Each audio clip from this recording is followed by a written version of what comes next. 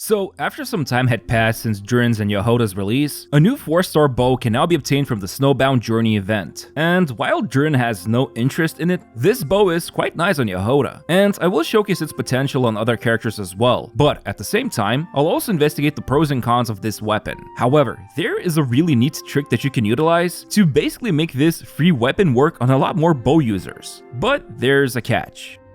Okay, so the first thing you'll notice is that this bow looks really good on Auroran. Well, that's probably intentional because, spoiler alert, he is one of the few that can take full advantage of it. Anyway, so this weapon is called Rainbow Serpent's Rainbow. Love that name, no joke. But I'll just call it Rainbow to keep its name short. Now, it has base attack of 510, and the substat provides 45.9% energy recharge. A bit of an overkill to be honest, and it would have been better if base attack was tuned to 565, with lower ER substat. And you'll soon see why that would make sense. Still, the most interesting part of the Rainbow is the passive. Whenever the equipped unit deals damage off-field, their attack will be increased by 35% for 8 seconds. Keep in mind, because the event just started, at the time of recording this video, I can only use it at refinement level 2. However, it's very easy to simulate full refinement with any other unit who triggers Noblesse artifact set, which ends up 1% short compared to the final 56% attack that Rainbow can provide at R5. Regardless, for the rest of the video, any calcs I mention or showcase will just consider this simulated R5.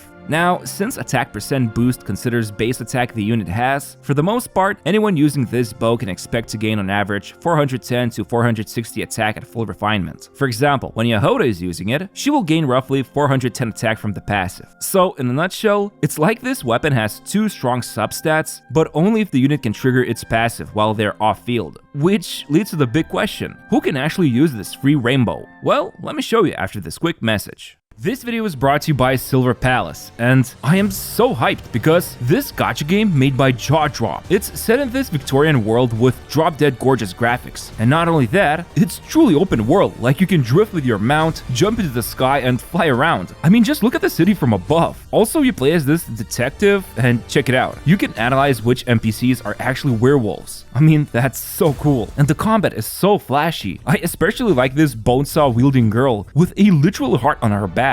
But I'm not just here to gush about this game because right now, the first closed beta test recruitment for Silver Palace has started. And guys, I seriously recommend all of you to register to it because there's only a limited amount of slots available. And this recruitment lasts for a very short time. So make sure to use my link in the description and sign up for the upcoming CBT. I'll also include the social media links where you can check out the latest PV they've posted. So yeah, really looking forward to this game. And thanks again Silver Palace for sponsoring today's video. Oh, and you can also get stomped in this game.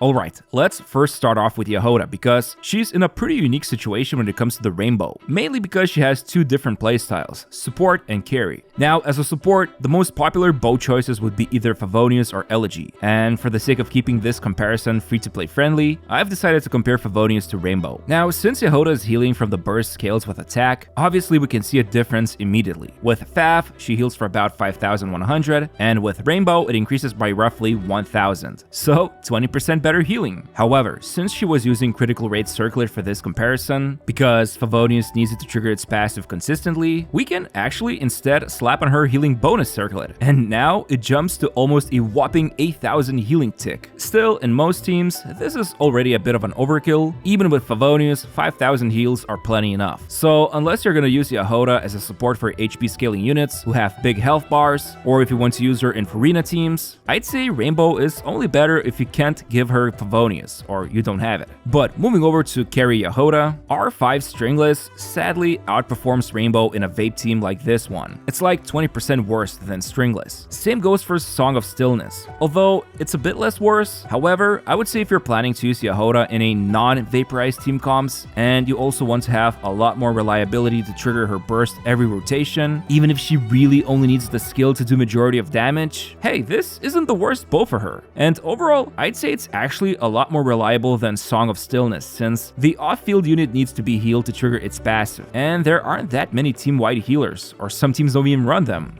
Next, let's talk about Auroran. Now, for him, this is a really nice bow because, first of all, his own passive triggers when he is off-field, so he immediately can gain this attack before you swap to him and set up his skill plus burst and swap out, which will then refresh this buff. On top of that, most teams that use Auroran usually means he's the only electro unit, and even with Cinder City, he sometimes needs like 30% ER, so even if the rainbow substat is an overkill, for him, it's quite useful. So yeah, out of all the contenders, I'd say Auroran can easily take advantage of Rainbow's every stat, and even though at the end of the day you could just say that Favonius or Elegy is better than him, well, not everyone has these weapons, or multiple copies of Favbow, so honestly, it's a great side grade option. But what about Fischl, you might ask? She deals damage primarily off-field, so it must be a great bow for her, right? Well, due to snapshotting, which is a term that means when a unit deploys something like, let's say, Oz in this case, for the duration of it, only the stats the moment the skill was deployed will be used. So, in other words, Fischl deploys Oz, she goes off-field, but the damage doesn't increase. But you just noticed it, right? It does increase. Look, the numbers are different. Nope, this damage increase is coming from Golden Troop set. Don't ask why, but Hoyo decided to reprogram this behavior specifically for this artifact set to ignore snapshotting. Honestly, they could have done the same for Rainbow, but whatever. Anyway, the solution to fully utilize this passive on the weapon requires Fischl to first deploy Oz, swap out, do other stuff with the rest of the team, and swap back to refresh Oz's duration with the burst, or vice versa. Basically, deploying Oz for second time will then snapshot this new attack she gains. It's not the worst thing, but it is something you'll need to keep in mind. But yeah, that's basically it. 3 units that can utilize this bow. Crazy, right? There's 20 of them here, and only 3 can use it? I guess now is the best time to show you that trick I've mentioned at the start of the video.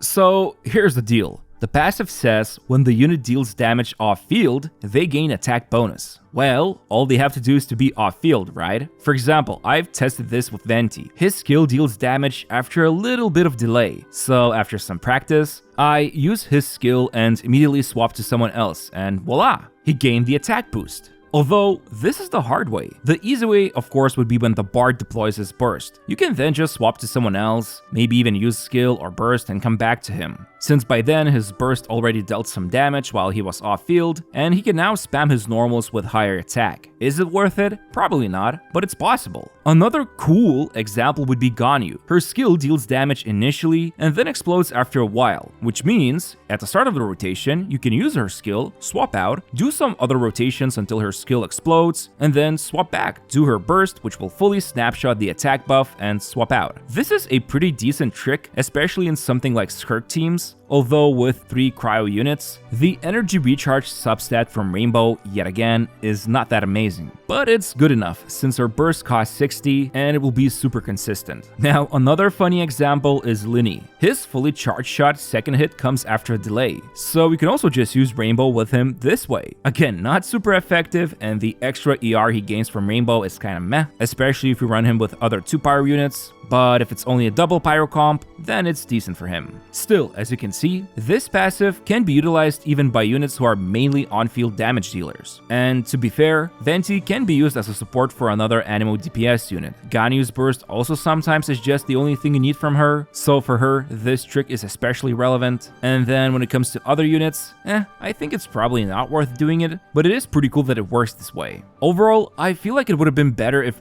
Serpent's Rainbow had higher base attack and lower ER. It just seems like besides Auroran, this big ER substat doesn't really matter that much. But it's also kinda nice that the passive itself is quite flexible, especially if you start doing the swap out trick and wait for the damage to come and then swap back. Obviously, it will depend from unit to unit and if their abilities deal damage with a delay, but this weapon is definitely going to be future-proofed, especially when another attack scaling off-field bow user will be added into the game. Will it be the best free-to-play option for them? Probably not, but from all the testing I've done, I'd say in non-healer teams, Rainbow is obviously going to be better than Song of Stillness. And if a unit relies on their burst, this bow becomes even better. And remember, you can still have sustain in teams if you run a shielder like Inefa or Zhongli. So yeah, this is a pretty good bow, has some drawbacks, and a fun little passive you can experiment with. Anyway, I hope you found this video interesting. I'm not sure if I will post another Genshin video this year, so I wish all of you a happy Christmas in advance, and I'll see you next year when Columbina and the rest of the Luna 4 gang show up. Otherwise, if you stick with me this December, I am gonna post a Duet Night Abyss video, and shockingly enough, Wuthering Waves as well. But yeah, thank you guys for watching my videos, and I'll see you next time.